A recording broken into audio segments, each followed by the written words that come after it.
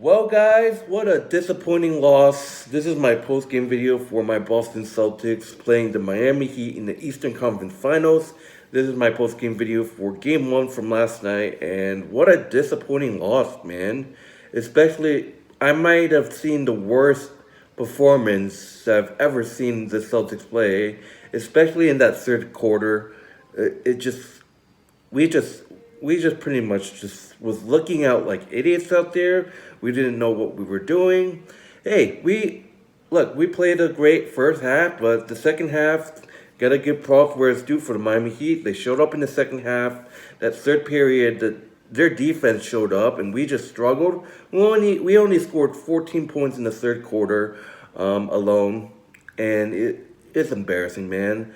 But the Boston Celtics lose 118 to 107 in Game 1, and the Miami Heat has taken a 1-0 series lead. And I know we have all seen this before when we were down 1-0 against the Bucks. Hey, those fake ass fans, Celtic fans, are already giving up, and they can do whatever the fuck they want. I'm a true fan. That was just one game. I know this team can come back and rebound and adjust themselves, you know? And, look, it was kind of like, kind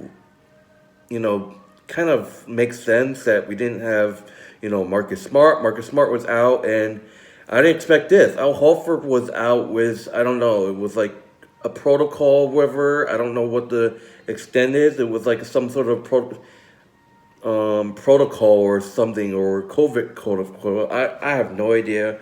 But hopefully we get these two back from injury. Look, I'm not using that. Oh, we didn't have Marcus Smart or we didn't have Al Horford is the reason why we lost.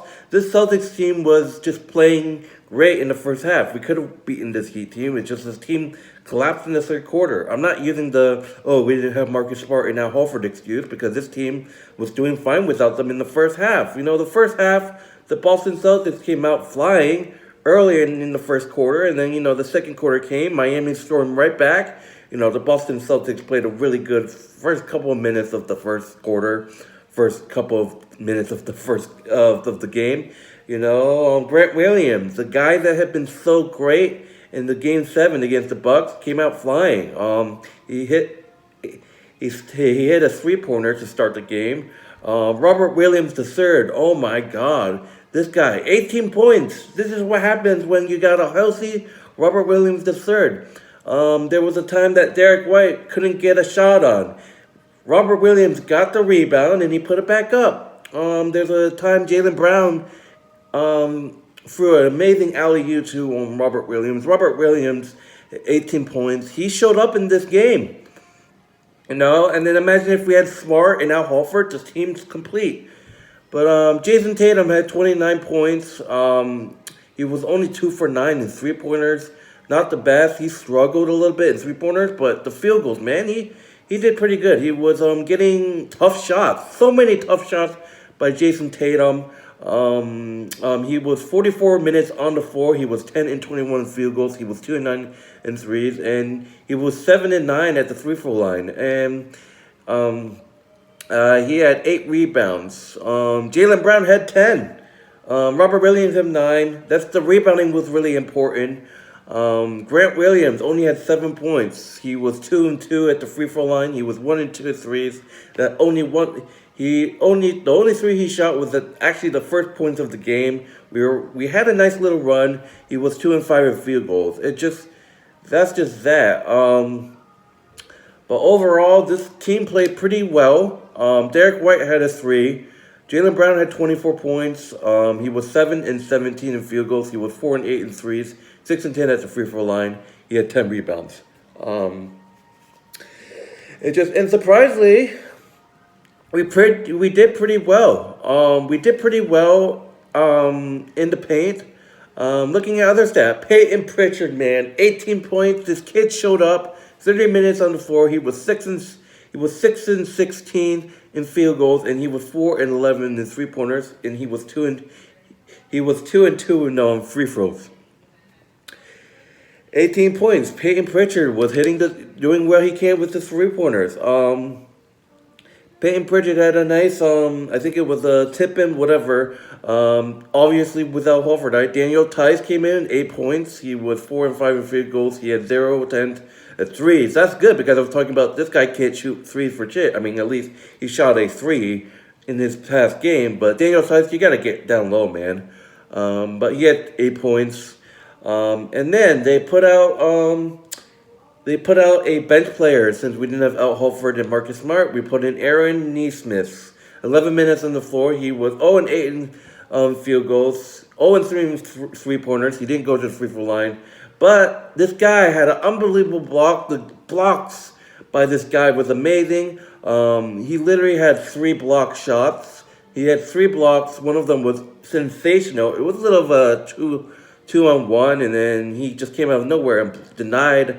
I believe it was, I don't remember who it was, but he had 0 points, but he had some really good defensive plays, but that's just that. The third quarter just turned, look, the Celtics played a great first half. The Miami Heat kind of came back a little bit in the first half after we had a comfortable lead. And I'm like, oh, this is basically what happened in 2020. The Celtics have an easy lead, and then Miami just comes out of nowhere and beats us. Like, that third quarter, we only scored 2 points within, like, half of the period. And I'm like, what are they doing? Like, the third period was basically just a bunch of idiots on the Celtics team just with their heads cut off. They're not know what they're doing. Jimmy Butler is getting steals all over the place. We can't make shots. It's just the third quarter was just a nightmare. It was just a nightmare. And look, I'm going to go over the stats for the Heat real quick. And I said this, guys. I said this clear as days in the playoff preview video against the Miami Heat that I uploaded like yesterday, right? So if you don't neutralize Jimmy Butler is going to give you issues. Look, Tyler Hero is not a starter. In my opinion, he should be. Tyler Hero is an amazing basketball player, and this guy killed you. Look, he was missing threes all over. He was 1 and 5 in threes. But this guy was killing us a little bit. 7 and 15 in field goals for Tyler Hero. 27 minutes on the floor. He had 18 points. But like I said, this is not what I want to talk about. If you don't neutralize Jimmy Butler, you're gonna get pushed around. You're gonna get bullied. And he did. Jimmy Butler bullied us all night. The second half, it didn't look like Jimmy Butler was there. But this guy, he bullied him. 41 minutes on the floor. He was 12 and 19 field goals. He was 0 and 2 in threes. Free throws. The amount of times he went to the free throws. He was 17 and 18 attempts at the free throw line. He made 17 out of 18, man. And this is what I'm talking about. 41 points for Jimmy Butler. You see that? This player by himself will give you issues. And Jimmy Butler did. Jimmy Butler is an amazing basketball player. If we can't stop this dude, this series is going to be over. This series is going to be over, like, when the series not even started. Jimmy Butler, 41 points. That's just him. I talked about it in the preview video. If you don't find a way to stop Jimmy Butler, this happens. 41 points, man. 9 rebounds, 4 were defensive rebounds. He had 5 offensive rebounds. That's just that. PJ Tucker, 31 minutes. He was 2 and 5 in field goals, 1 and 3 for three-pointers, and he was 0 and 2 at the free throw line. He had 5 points. And then you go to Gabe Vincent, who played a great game. 34 minutes, 5 and 10 in field goals, 3 and 7 on threes. He was 4 and 4, perfect at the free throw line, and he had 17 points. You go to Adebayo, the center, 37 minutes. He was 3 and 4 in field goals there, no attempts and threes. He was 4 and 5 at the free throw line. He had 10 points. And then you go to Thross. He shot 3 out of 8 at the 3-point line, and then he had a 4 and 9 field goal. He had 11 points. That's just him. And obviously I talked about Tyler Hero. Victor Autopole, 15 minutes, 2 and 9 field goals, 1 and 2 as 3-pointers. He shot 1 3, which was early in the first half, I believe. He had 5 points, and then you go to pretty much, I think they put in, the bench players, literally, the bench. Tyler Hero is considered a bench player, and he killed you guys. You go to their bench player, Demon, 11 minutes, 2 and 5 at the free throw line, 2 and 5 at field goals, sorry, 0 and 2 at threes, and he was 2 and 2 at the free throw line. He had 6 points, and you go to Martin, the small forward, 13 minutes, 2 and 4 field goals, 1 and 2 from threes. He did not go to the free throw line, and he had 5 points. Look, the story of this game was turnovers, and the third quarter was the reason why we couldn't capitalize on our lead. The Miami Heat made adjustments at halftime, and they came into the third quarter like ready and go. Like Jimmy Butler with the steals. It had become a bloodbath in the third quarter. Like, I don't know, but it's great to see that Robert Williams is back. The amount of times that the ball is given to him for a alley-oop is amazing. But looking at the team stats for both teams, the Celtics were 36 and 79 from field goals. They were 45.6%. The Miami Heat were 39 and 80. They were 48.8%. Obviously, the Heat had a slight edge. 3-pointers. Both teams were pretty bad, but still, 11 3-pointers for the Celtics. They were 11 and 34, 32.4% from threes. The Miami Heat, they were 10 and 30, 33.3% from the 3-pointers. They were a perfect 30 and 34 at the free throw line. They were 88.2% from the free throw line. The Boston Celtics were 24 and 32. They were 75%.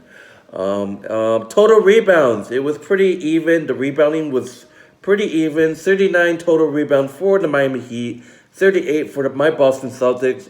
They had one extra offensive rebound. They had 9. We had 8. We had 22 assists. The amount of assists in this game for us was insane. And then they had 18.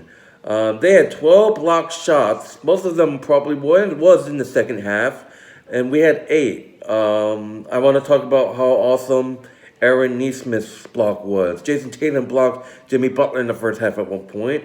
But this is where it hurt us. The turnovers, man. 16 turnovers to them 12. That's just that. If you can't turn the ball over 16 times, it's just the amount of turnovers, especially in that third quarter. Jimmy Butler had like 2 steals in a row or something. He just couldn't do anything in the second half. The turnovers killed us. And look, this is what I'm talking about. Look, I said this also in the previous video that the Celtics need to improve this because this is something that we struggled against the Bucks. The points in the paint, man. Surprisingly, the Celtics actually scored in the paint more often. You know, we scored 48 points in the paint where the Miami Heat only scored 40. That showed me the Celtics can actually do something about it. 48 for us and they're 40. First time we actually led in points in paint. If you saw Milwaukee killed us in this last series. In the personal fouls, they had 24 personal fouls and we had 23. Like I said, it was just a devastating collapse in the third quarter. Like I said, I can relate to what happened to us in 2020 against this Miami Heat team in the bubble. Same thing, games 1 and 2. You have a huge lead and you blow it all the time. Same thing here. You play a perfect first half. I don't know what the hell Mina Duga is saying to you guys in the halftime locker room. You come out in the third quarter with your heads cut off and you don't know what you're doing. And you know this Heat team is killing you on defense.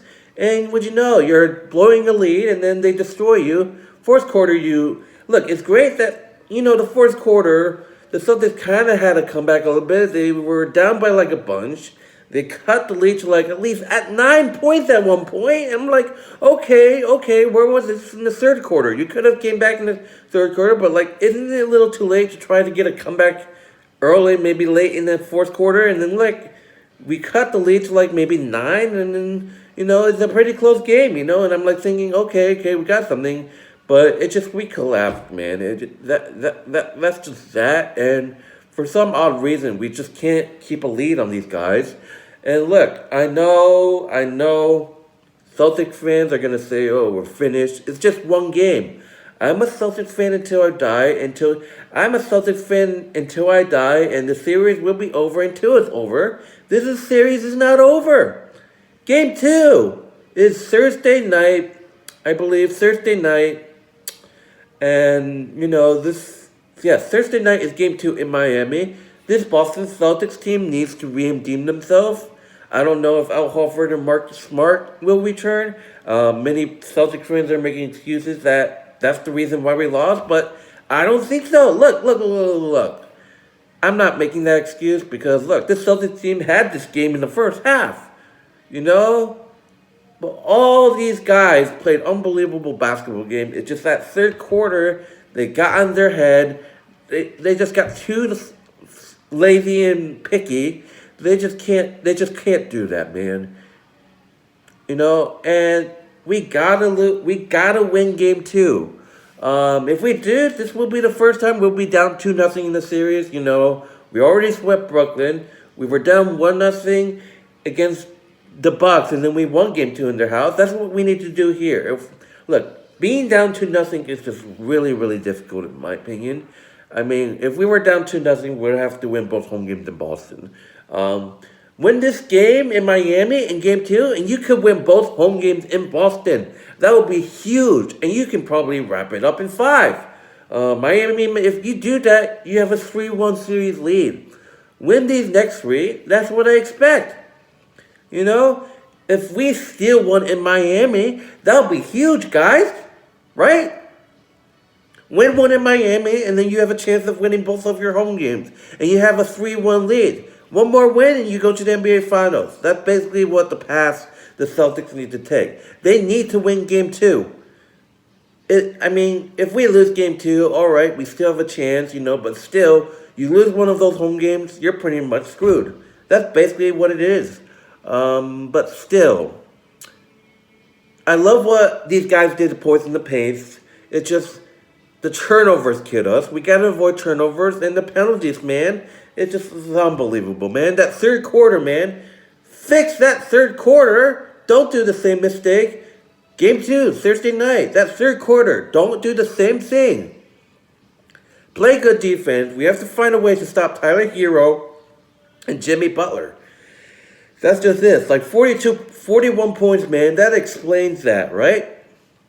And Jimmy Butler is basically their entire team, 41 points. That's just that. Jimmy Butler needs to be messed with. That's just that. But anyways, I'm getting out of here. This is my post-game video. We lose game 1 and we trail the series 1-0. We lose 118-107.